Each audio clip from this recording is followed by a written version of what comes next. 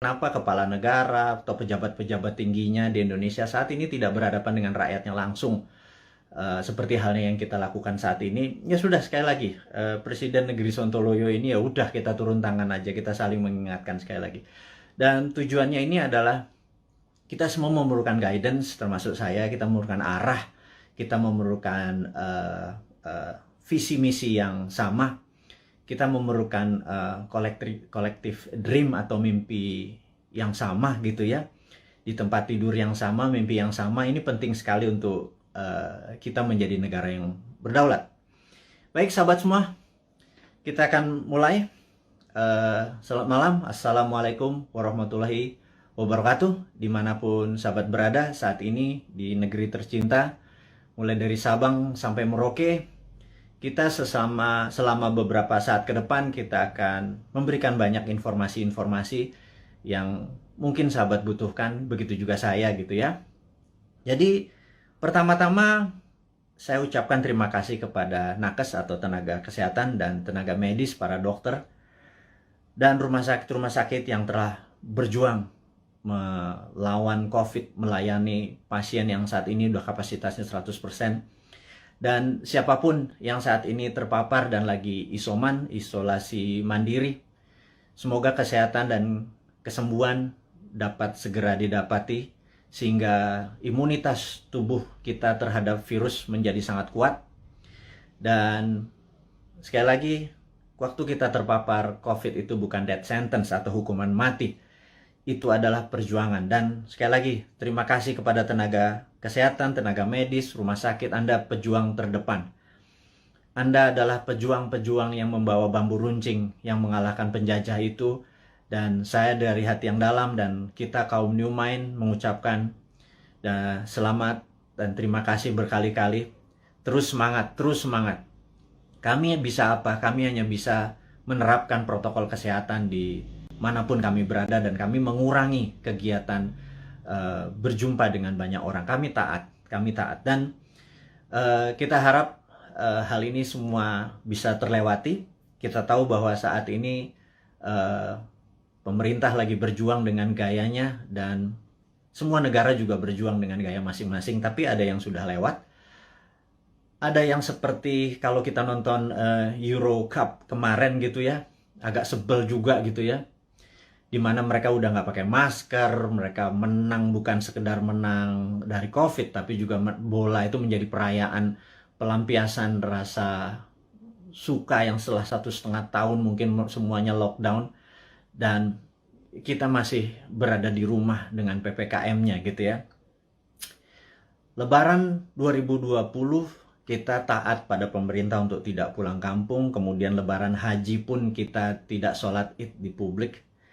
Mendadak tahun 2021, entah bagaimana, kita juga nggak pulang kampung. Saya juga rindu sekali sama ibu saya, keluarga saya di kampung yang nggak bisa ketemu. Dan kita taat. Kemudian Lebaran Haji ini pun kita nggak bisa keluar lagi. Dalam hati kita cuman berkata, kalau sampai tahun depan Lebaran masih kita nggak bisa pulang kampung, dan Lebaran Haji tahun depan kita tidak bisa berhaji, saya rasa ada masalah dengan bernegara kali ini. Udah kalian itu tidak menghadapi rakyat dengan langsung mengatakan apa yang terjadi. Sudah kita tidak boleh berhaji. Dan ada yang mengatakan nggak boleh berhaji masalah COVID. Rasanya enggak.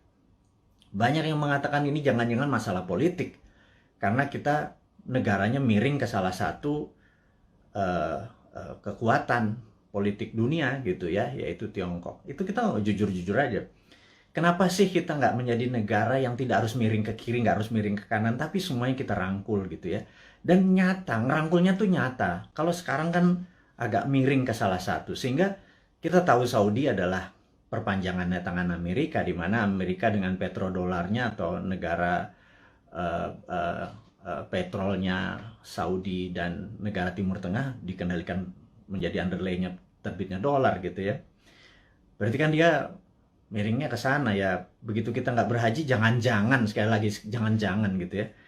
Ada yang bilang dana hajinya kepake infrastruktur. Saya pikir lah itu mah nggak nggak tahu juga saya apa yang terjadi di atas sana. Tapi ya mbok diterangkan gitu ya, jangan membangun narasi pakai buzzer.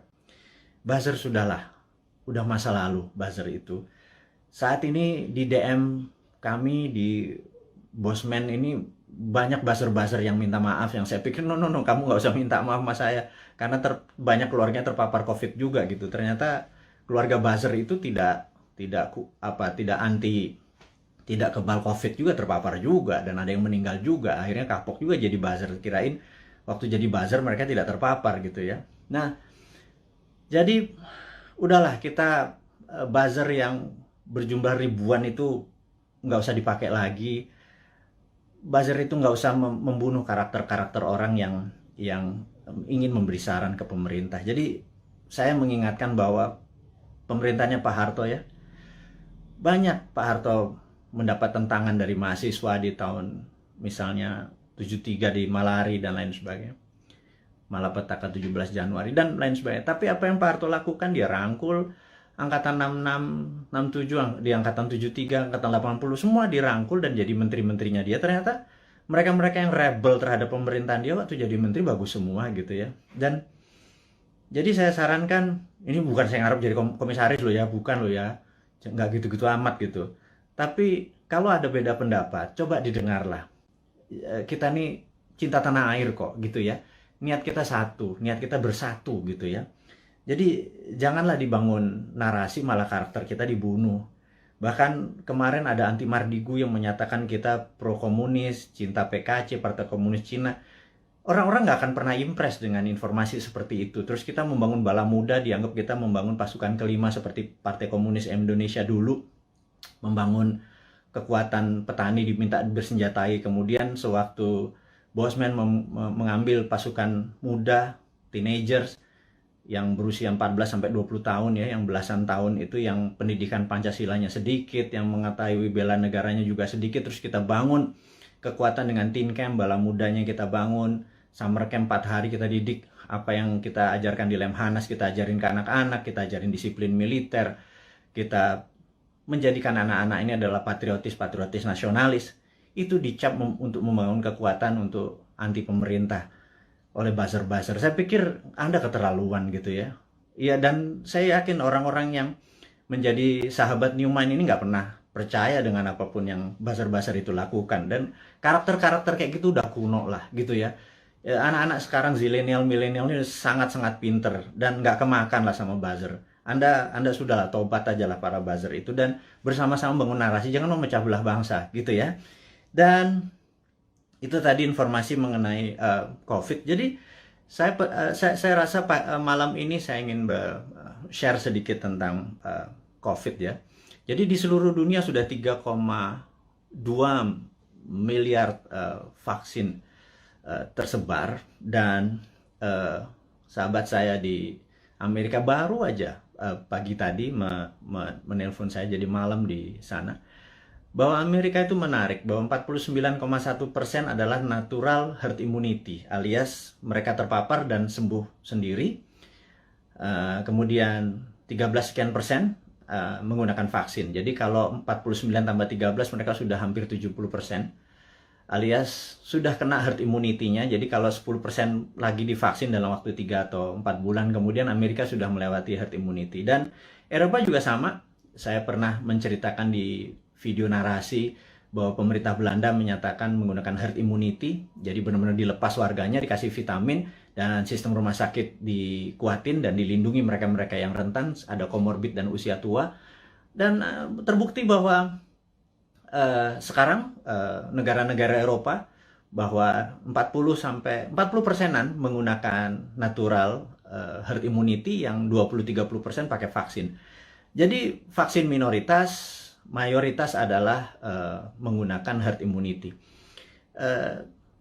Indonesia saat ini mungkin yang herd immunity berdasarkan data di bawah 10%, yang terpapar dan sembuh, yang tanpa gejala dan lain sebagainya. Kemudian yang kita baru berapa persen ya, dengan kecepatan 250.000 suntik per hari, 3 tahun lagi kita mendapatkan herd immunity itu mungkin sekarang baru 20-25% yang sudah dikatakan kebal gitu ya. Jadi mencapai 70%, 80% pencapaian ini masih cukup lama. Jadi saya pikir kita ada ya sekali lagi bukan salah bernegara lah.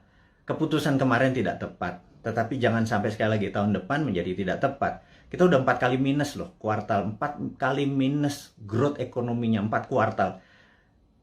Itu sebenarnya berat nanti ya. Sekarang kita bicara COVID dulu. Jadi Tiongkok saat ini sudah mencapai 70% juga imunitasnya, dan mereka mengatakan mereka pakai vaksin. Tapi sekali lagi, data dari Tiongkok saya nggak pernah percaya utuh, karena negara komunis itu memiliki propaganda. Malah feeling saya sekali lagi, rasanya Tiongkok menggunakan herd immunity juga, alias 40% dari populasi menggunakan natural herd immunity.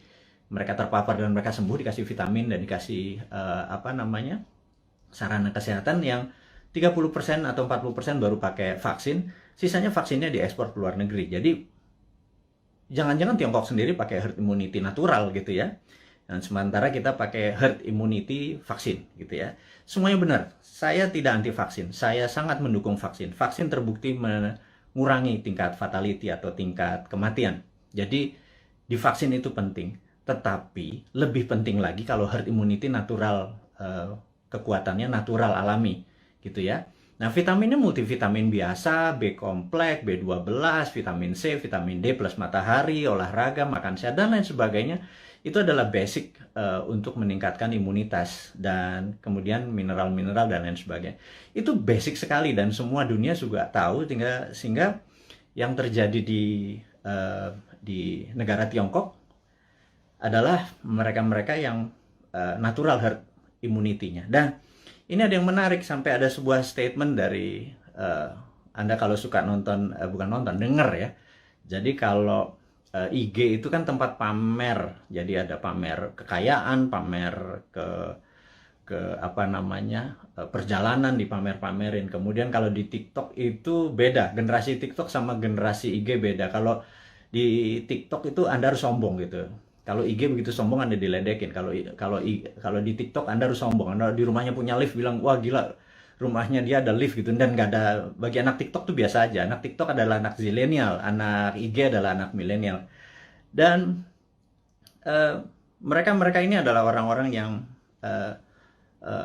well informed atau terinform bagus dengan dunia digital. Dan jadi sekali lagi kembali ke masalah COVID. Jadi Indonesia memilih menggunakan vaksin gitu ya, sementara negara-negara Eropa menggunakan natural herd immunity. Oke, nggak apa-apa. Yang penting sekarang kita adalah menjadi negara yang harus terbebas dan menang dari COVID.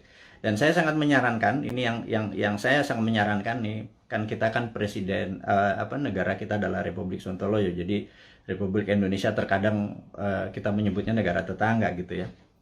Jadi kita mengingatkan kepada pejabat saat ini, mbok jangan pakai apa-apa import gitu ya. Satu, masalah COVID ini adalah masalah import gitu ya, dari luar. Kemudian PCR dan antigennya import. Kemudian alat-alat kesehatannya import. Kemudian masker dan protection, disinfektan segala macam, mayoritas tuh import gitu ya. Kalau ada gelombang ketiga lagi, mudah-mudahan jangan. Masa kita impor terus ya, flight capital, ya miskin lah bernegara ini. Sudah sistem bernegaranya saat ini keuangannya cuma 44% uang beredar dari GDP nasional. Bisa dibayangin Singapura 120% uang beredar dari GDP nasionalnya. Korea Selatan, Jepang. Tapi nggak tahu kenapa kita cuma sepertiganya. Waduh, wahai ibu pejabat yang sering dapat prestasi, mohon dijelaskan lah. Jadi kami ini sering nanya gitu ya. Ya kalau kaum New Mind nanti yang berkuasa, pasti kita bisa 1:120. Jadi kita naikin 3 kali lipat dari uang beredar pada saat ini. Gimana kita bisa maju kalau uang itu ditahan? Yang kedua adalah pajak lah jangan naik terus. Maksud saya begini loh. Kalau Anda ingin misalnya PPH yang naik dari 10% jadi 12 atau berapa itu ya. Kalau Anda dulu kami dapat pendapatan 100 gitu, Anda pajak 10. Oke lah. Kemudian Anda naikin jadi 15, tapi kami dapatannya 80 dan Anda nggak ngikut lagi untuk numbuhin. ya kami juga nggak ikhlas kayaknya ngebayar. Jadi gini lah, kalau memang mau naikin 15%, 20% sekalipun nggak apa-apa. Tapi kalau tahun lalu kami dapat 100, pastikan tahun ini kami dapat 300 gitu. Dengan kebijakan yang Anda mendukung dunia kerja atau dunia UKM. UKM itu paling menderita pada saat ini, entah bagaimana. Nomor satu ya, kalau mau maju, kita semua tahu, rule of thumb-nya untuk maju negara itu sangat sederhana.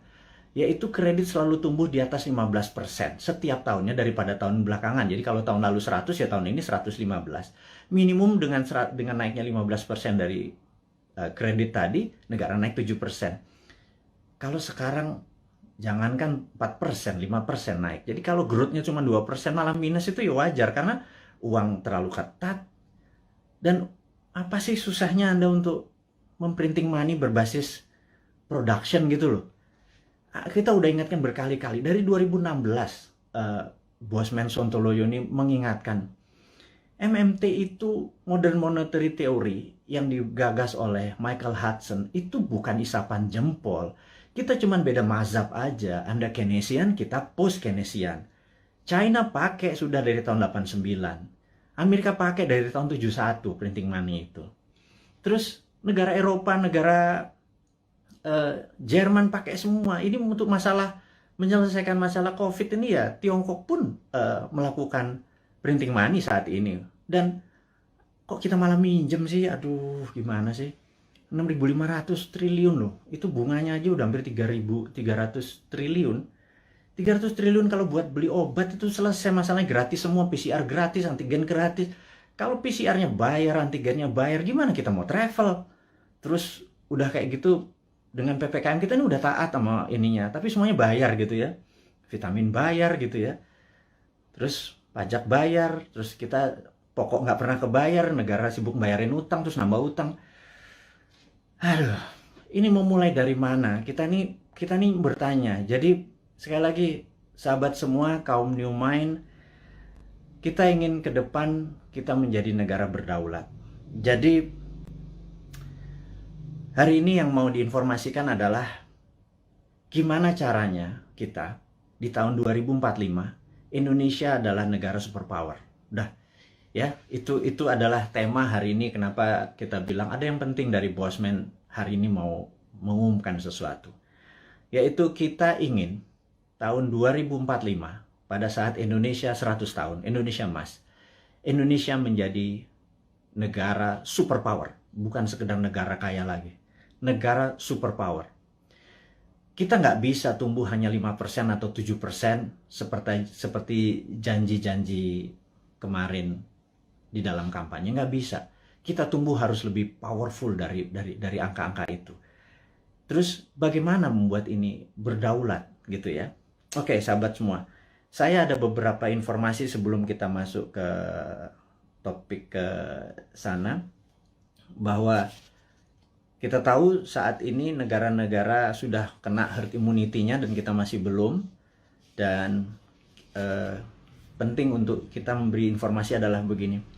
Sahabat, saya mengingatkan kita masuk ke topik berikutnya setelah tadi ini masuk. Jadi beberapa kali kita kalau naikin informasi di IG, toto bisa hilang gitu ya. Kemudian di sosmed yang lain seperti YouTube, channel kita sering di warning, sering diperingati dan hilang. Di Facebook, jadi kita udah berapa kali hilang, terus 7 kali kita diperingati Facebook, IG, Twitter kita hilang, terus YouTube kita pernah hilang gitu ya. Dan ternyata saya baru memahami setelah algoritma teman-teman melihat dan dilaporkan, ternyata cara menghilangkannya gampang. Begitu mereka tidak ingin video atau tulisan segala macam itu, sekelompok buzzer adalah menginformasikan, melaporkan bahwa ada unsur porno, ada unsur dan lain sebagainya, sehingga pemilik sosial media yang tidak bisa berbahasa Indonesia itu pokoknya dapat laporan, terus mereka kasih peringatan kita gitu ya. Agaknya ide-ide kita ini sudah mulai menakutkan baik globalis di internasional ataupun pemikiran bernegara. Padahal kita tidak berniat untuk revolusi, berkudeta. Kita ingin negara kita utuh dan kita ingin negara kita menjadi negara berdaulat di 2045. Kita tidak tergantung pada negara asing gitu ya. Yang kita tanyakan misalnya pada saat kita taat tapi TKA asing masuk. Anda datang deh jam 12 malam, jam 2 malam ke Soekarno-Hatta ya, pakai masker ya, sama disinfektan. Anda bisa lihat ada 300 orang, 500 orang, terus mereka nggak ada karantina. Pertanyaan sederhana, kenapa nggak dikarantina sih? Gitu aja. Segitu kuatnya pendukung mereka-mereka ini, yang saya nggak tahu pejabatnya mungkin sakti sekali gitu ya. Sehingga waktu kita peringati kenapa mereka bisa masuk, kenapa kita taat terus mereka asing bisa masuk, terus mereka bisa ikut bersama-sama komersial flight dengan warga negara Indonesia lainnya, mereka tidak bisa berbahasa Indonesia. Dan jawabannya adalah jangan macam-macam, suruh diam kau gitu ya, karena nanti kalau negara itu tidak mau invest di Indonesia, Indonesia bisa rugi. Itu kalimat yang benar-benar menurut saya, lu gila ya, jangan gitulah. Emang satu-satunya negara ngomong itu memang Tiongkok apa? Segitu taatnya gitu, enggak gitulah, jangan berkata begitu, kita bukan anak-anak lah. Berbicara yang lebih elegan sedikit, dengan data, dengan santun, jangan membentak, jangan menghardik gitu ya. Kita bertanya juga baik-baik, ya kasih jawaban aja gitu ya, bahwa nanti kita urus, kasih yang manis lah gitu. Kita udah capek saling bentak, saling curiga gitu, udah capek gitu. Bernegara elegan sedikit, statement lah, jadi negarawan lah. Jangan jadi pedagang, mau ada cuan, ada untung segala macam gitu ya. Ya lu untung, gua kagak gitu ya, apalagi rakyat gitu ya. Itu kami bertanya gitu ya, kami dapat apa? Udah asetnya hilang, tanah air kita hilang, diambil barangnya, kita cuma dapat apa? Dapat pajak gitu. Buktinya kita tetap dipajakin tuh.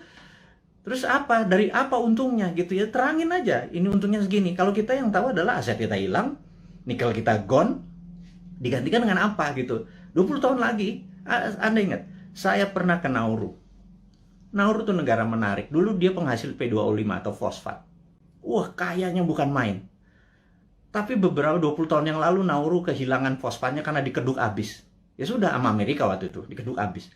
Negaranya miskin, hidupnya tinggal dari pariwisata aja saat ini. Naurunya kehilangan asetnya. Anak cucunya cuma bilang, oh dulu kita menghasil fosfat ya, gitu ya. Jangan sampai anak cucu kita bilang, Eyang, dulu Indonesia menghasil nikel ya? Nikelnya di mana ya? Tahu. Kita dapat apa waktu nikel itu dijual? Nggak dapat apa-apa. Kita dapat virus, gitu ya. Hal itu kan susah kalau kita dijawab sama cucu cicit kita bertanya hal-hal seperti begitu, gitu. Jadi kita tanya balik, kalau memang hanya didapat nikel itu kalau bisa, atau produk-produk alam itu, sumber daya alam, kalau kita percaya MMT, Modern Monetary Theory, maka sumber daya alam itu bukan sebagai alat komoditi atau alat dagang, tetapi sebagai alat tawar. Jadi keuntungannya itu bukan hanya dari jualan, tetapi ada benefit lagi. Jadi di atas financial benefit, sekali lagi, di atas Anda para pejabat sekarang tuh apa-apa kan financial benefit. Kita dapat untung, dapat untung. Selalu untung dan cuan gitu ya. Cara bernegara segitu kesannya kayak anak TK gitu ya. Karena kalau cara bernegara di atas keuntungan materi itu ada namanya humanitarian benefit, keuntungan atas nama kemanusiaan. Terus ada namanya nasionalis, keuntungan untuk negara gitu ya. Bukan hanya keuntungan sekedar dari pajak, dari dagang, dari selisih jual beli gitu ya. Tapi humanitarian, atas kemanusiaannya. Anak cucu kita masih benefit gitu ya. Nah, kalau kita pakai SWF, Sovereign Wealth Fund, itu asetnya masih di situ. Nikel kita masih di situ. Nah, kita mendapatkan funding dari situ untuk membangun sektor yang lain. Jadi dana yang masuk itu untuk membangun apa? Kok kita masih ngutang? Saya bingung sekali, BUMN rugi, kita masih ngutang, aset kita hilang. Kami hanya bertanya loh ya, ini bukan ngomong terus yang dihardik lagi gitu ya. Ini hanya bertanya. Kami ini gelisah, Pak. Kami ini ingin menjadi negara berdaulat dan kami ingin terbukalah. Karena itu, karena kalian tidak berbicara selama PPKM ini, ya sudahlah.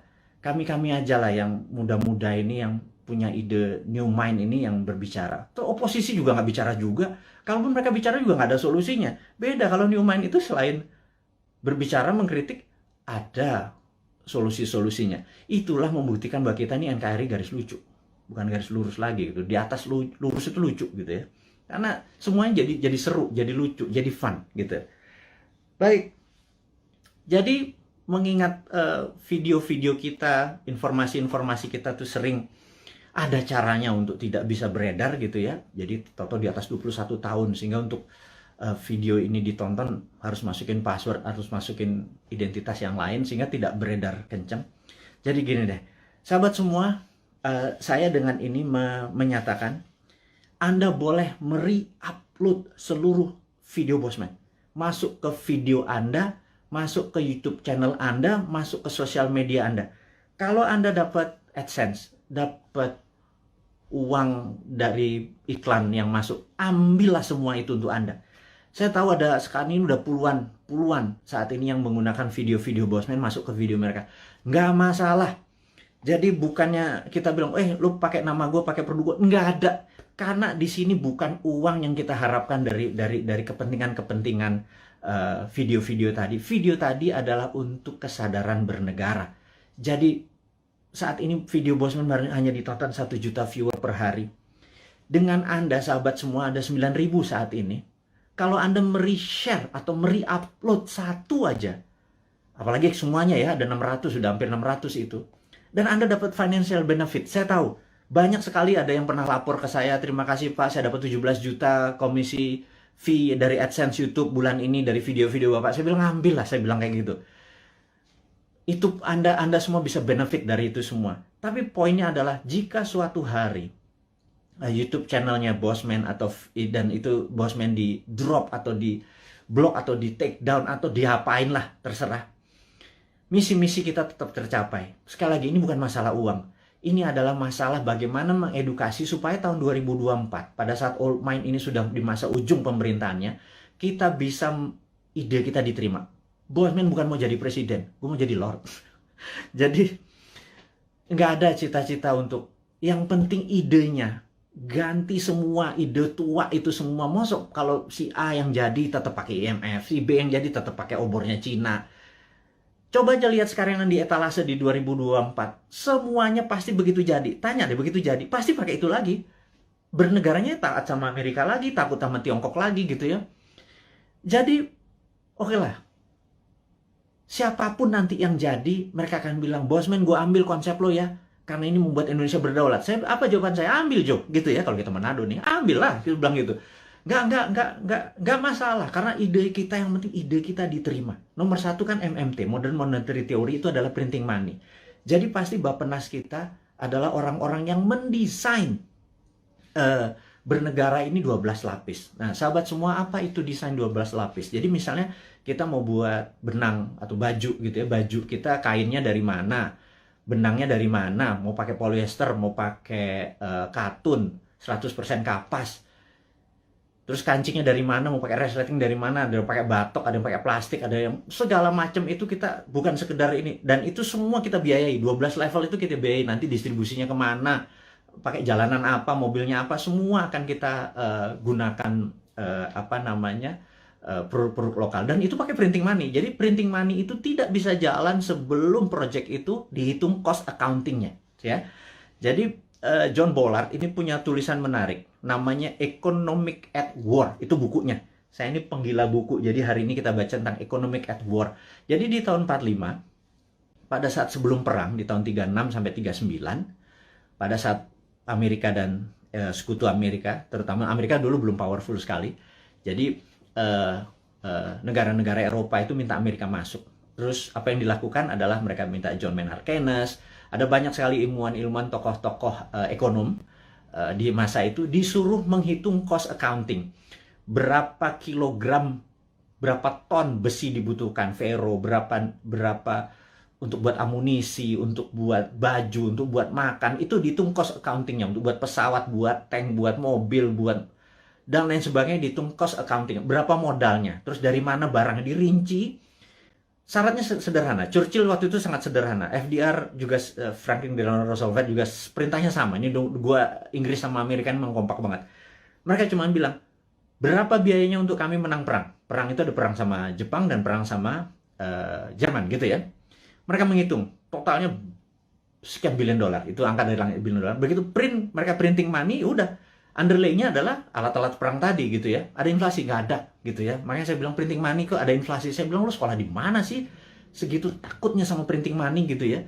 Printing money itu ditakuti kalau tidak ada production yang dibuat gitu ya. Tapi kalau, nah, bukunya baca, namanya The Economic at War. Jadi The Economist at War. Jadi orang-orang memenangkan perang tuh ekonom yang memenangkannya gitu ya.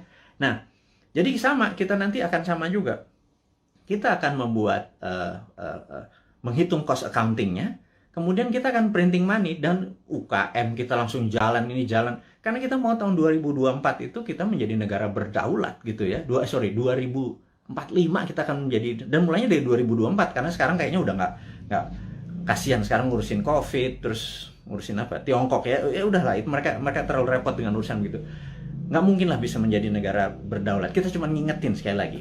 Jadi kita harapkan konsep kita ini diterima oleh siapapun yang nanti mau running 2024, konsep kita ini. Jadi kalau Anda, bayangin ber-9.000 kita, upload masuk. Anda buat, kalau nggak punya YouTube channel, Anda buat YouTube channel. YouTube atau YouTube channel Anda sendiri, Anda tinggal ambil tulis kita, terus kasih judul-judul yang jangan terlalu negatif atau terlalu clickbait gitu ya. Kasih yang educate, kasih yang fun, kasih yang lucu, dan lain sebagainya. Sehingga ribuan atau jutaan orang. Saat ini ada 180.000 orang yang ada di internet. Ada 180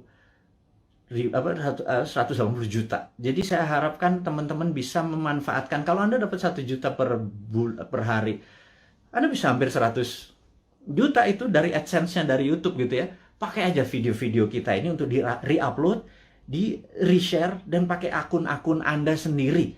Perbanyak itu semua informasi-informasi itu. Anda boleh mengganti thumbnail-nya, mengganti footage-nya. Yang penting voice-nya jangan dipotong. Narasinya gunakan tulisan agar orang menjadi lebih paham gitu ya. Ini tujuannya bukan untuk memecah belah bangsa, ini tujuannya untuk membuat kita negara berdaulat. Dan cara cerdas bernegara ini sudah hampir 600 video. Sebarkanlah gitu ya. Kemudian sahabat semua, kita saat ini ya tadi ada informasinya adalah untuk re-upload. Anda sangat diizinkan menggunakan nama Anda, video-video Bosman. Saya harapkan ada 9.000 sahabat ini punya 9.000 akun yang masing-masing taruh semua videonya Bosman, dan Anda dapat faedah yang sama. Sekali lagi, kita baru mencapai mungkin 1% dari populasi. Bayangin dari 180 juta orang yang punya akun di sosial media atau internet, menggunakan internet ini, baru 1 juta yang kita capai. Masih kecil sekali. Gimana cara 100 juta bisa menonton video ini? Dan kalau 100 juta bisa menonton video ini melalui Anda punya channel, ya Anda yang dapat duitnya loh. Bicara itu aja dulu. Di masa pandemi seperti begini, susah bergerak, ya udahlah, YouTube channelnya Anda aktifkan gitu ya. Mudah-mudahan jadi faedah ini bersama. Dan saya mengingatkan bahwa saat ini kita tahu bahwa kita berperang, dunia saat ini berperang. Contohnya lagi, bisa dibayangkan bahwa di dunia yang perang dunia pertama, yaitu tahun 1914 sampai 1918, 4 tahun, itu perang dunia 1. Kemudian perang dunia kedua 40 sampai 45, 5 tahun. Dan kita tahu 2016 waktu Trump menyatakan menjadi presiden, 2017 Trump declare war ke Tiongkok. Tapi bukan world war, bukan perang dunia, tetapi adalah economic warfare dengan salah satu strateginya menggunakan trade war, perang dagang. Itu terjadi, dan begitu itu terjadi maka di tahun 2017, sahabat semua ingat, kita mengingatkan dengan waktu itu belum pakai YouTube. Di 2019 kita mengingatkan bahwa everything start with the economic warfare, diakhiri dengan military war gitu ya. Dan di tahun 2020 untuk menjatuhkan Trump, globalis dan Demokrat Amerika menggunakan tool yang namanya biological warfare, yang namanya COVID, untuk menyerang Amerika. Dan pada saat itu yang disarankan oleh mereka menggunakan masker. Tapi Trump punya analisa sendiri bahwa kalau peristiwa dari Spanish flu itu ada 3 gelombang. Jadi gelombang pertama tertinggi, kedua agak rendah, ketiga terendah. Tapi virus pertama itu paling lemah, kemudian agak kuat, terakhir yang paling kuat gitu ya. Nah, jadi pada saat terlemah ini semua orang terpapar aja supaya tingkat herd immunity-nya tercapai. Dan yang terjadi oleh Trump dilakukan adalah dibebasin aja, toh mereka punya operating sistem dari kesehatannya terbaik di dunia. Dan ternyata terbukti sekarang 49%, 49,1% di Amerika menggunakan herd immunity natural. Dan ini adalah, ya tapi sekali lagi Trump kalah dengan 4 negara bagian yang dalam tanda petik dicurangin katanya. Tapi itu negara Amerika, bukan negara kita. Tapi dia adalah salah satu polisi dunia yang berkepanjangan. Ternyata Biden ini mengambil konsepnya Trump untuk masih berperang juga dengan Tiongkok. Jadi, dan itu adalah perang dunia negara. Kita nggak ikut-ikutan. Tetapi kita di dunia ini perang dengan makhluk yang tidak kelihatan yang namanya virus corona atau COVID gitu ya. Jadi begitu dunia saat ini menjadi satu rasa dan perang bersama, inilah yang menarik. Bahwa kita harusnya sudah menggunakan war mode atau ekonomiknya at war. Jadi ekonomi itu ada 3, economic at normal condition, economic at crisis, dan economic at war. Jadi harusnya bernegara itu pakai economic at war. Sayangnya sekali lagi mereka nggak paham saat ini, old mind yang berkuasa ini nggak paham bahwa economic at war tuh gimana ya gitu ya. Sekali lagi, aduh, itu kadang-kadang kita mengelus dada gitu ya, kok ya beda lagi strateginya, ya nggak pakai ngutang jelasnya gitu ya. Harus berdikari, berdiri atas kaki sendiri, every country for their own, negara ngurusin sendiri. Jadi begitu kita masuk perang dunia, yaitu 2020 kemarin, 2021 saat ini kita masih dalam keadaan perang, dan WHO serta World Bank sudah mengumumkan bahwa perang ini diperkirakan berakhir tahun 2025. Jadi perang ini masih panjang, sahabat semua. Perang ini kan perang besar itu kan ada battle perang, pertempuran kecil gitu ya. Ini masih banyak di Jawa sekarang, di Bali itu masih ada pertempuran kecil. Dan kita harus memenangkan pertempuran itu untuk memenangkan peperangan. Jadi bayangin kalau kita baru selesai tahun 2025. Jadi baru sebagian yang tahun 2022 lepas sebagian, 2023 lepas sebagian, dan lain sebagainya.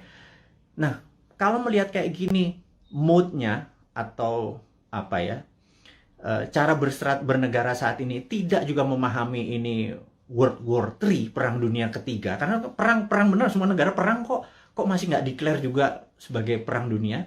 Ini akan berbahaya bernegaranya. Jadi ya udah, kita sebagai kaum Sontoloyo mengingatkan kaum New Mind ini, Presiden Republik Sontoloyo mengingatkan kaum New Mind, sahabat semua, ini adalah war mode gitu ya. Sahabat semua, ini adalah World War III. Sahabat semua, kita harus kompak. Sahabat semua, kita harus membangun kekuatan bersama gitu ya.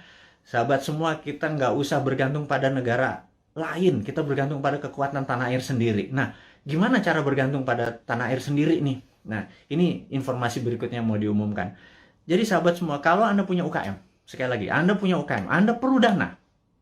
Saat ini di Santara ada sekitar 2 triliun dana dengan 280.000 investor receh ya. Sederhana ya, 280 investor tuh anggap masing-masing naruh 10 juta rupiah aja untuk invest di portfolio keuangannya, mau invest di UKM Anda. Jadi kalau 10 juta dikali 280 itu 2,8 triliun. Jadi ada 2 triliun. Sahabat semua, kalau Anda punya UKM, Anda perlu dana. Anda lihat di IG, di wall IG, maka di situ udah ada informasi, kirimkan Anda punya, ada 7 persyaratan, Anda perlu uang berapa, apa yang Anda butuhkan, bisnis Anda seperti apa, dan lain sebagainya, dan kita akan review di 280.000. Dan bagi Anda yang saat ini bingung mau ngapain, bisnis baru kan susah, tapi kalau Anda punya uang, Anda join sebagai investor untuk membantu UKM. Jadi Santara adalah penghulu untuk menghubungkan si cowoknya adalah si investor, si ceweknya adalah si UKM. Dan saat ini Santara adalah perusahaan terbesar dan nomor 1 leading di perusahaan urun dana, ECF, Equity Crowdfunding, dan ini adalah kontribusi dan itu adalah kontribusi dari komunitas kita New Mind ini untuk membangun ekonomi Indonesia. Itu base-nya MMT kita kan pro pada UKM, pro pada bottom of pyramid. Jadi bukan yang piramid di atas, kita pro pada bottom of pyramid. Ini membuktikan bahwa kita bukan cuma konsep doang. Beginilah cara kita bergandengan tangan. Jadi tadi ya, nomor 1 kita re-upload, kemudian re-share apa yang kita punya informasi. Kedua adalah yuk gandengan tangan untuk membangun UKM. Karena UKM ini yang kuat terhadap masalah krisis ekonomi. Inilah yang membuat Indonesia nanti take off di 2045 adalah kekuatan UKM yang 40-50 juta itu. Tapi UKM itu mungkin kita bagi 3, ada kecil, mikro, kecil, dan menengah. Saat ini mungkin kita yang menengah dulu ya, ngapunten. Jadi kita belum bisa menolong yang mikro gitu ya, yang juga yang kecil gitu. Kita yang menengah dulu, pelan-pelan. Tangan cuma 2. Organisasi kita masih muda gitu ya, baru 3 tahun. Tapi sahabat semualah yang bisa membuat kita bisa menolong menengah, kecil, dan nanti yang ke mikronya gitu ya. Makanya yuk gandengan tangan, kita invest di UKM. Kemudian ada lagi yang kami mau umumkan sekali lagi, teman-teman, bagi mereka yang saat ini ada kondisinya kita tahu nggak stabil ke depannya, tidak ada yang terbaik daripada uang Anda ditaruh di gold atau di emas gitu ya. Jadi daripada, dan emas itu kalau pakai fisik kan bisa bermasalah. Sebentar lagi Dinaran akan menerbitkan ATM Gold. Jadi Anda bisa buka rekening, beli emasnya. Anda bisa ambil kapan saja karena ATM Gold ini kita akan ada di kantor kita, kemudian akan ada di semua mall di Jakarta dulu, dan habis itu nanti ada di semua lokasi. Kita ingin lakukan itu segera. Jadi ini semua adalah untuk bakti kita, gimana caranya kita bergandengan tangan ke depan untuk menjadi negara yang powerful. Sahabat semua, sekali lagi saya mau mereview apa yang kita dapat hari ini adalah negara dalam keadaan perang, dunia dalam keadaan perang. Saya sarankan Anda untuk melakukan hal yang sangat penting yang namanya survival mode. Anda harus survive, Anda harus sehat, Anda harus semangat, Anda terus bersatu, Anda terus berjuang mengalahkan masalah ekonomi, masalah kesehatan. Kita bergandengan tangan, kurangi gerak. Jadi pada saat Anda ada masalah dengan keuangan, yuk kita bergandengan tangan dengan Santara. Yuk nabung di Dinaran. Dan jangan banyak gerak dulu. Sabar. Jadi kita momen ini adalah segalanya. Jadi survival mode. Jadi saat ini ikuti aturan pemerintah untuk PPKM, stay healthy. Teman-teman semua, di akhir informasi hari ini kita ucapkan sehat selalu, semangat selalu, bersatu selalu. Gunakan seluruh kekuatan Anda untuk membangun Indonesia, terus berprasangka baik, terus kompak, dan percayalah Indonesia akan menjadi negara berdaulat di tahun 2024 mulainya, dan di 2045 Indonesia akan menjadi negara superpower. Dari saya, selamat menikmati hari Minggu. Sukses buat Anda semua. Wassalamualaikum warahmatullahi wabarakatuh.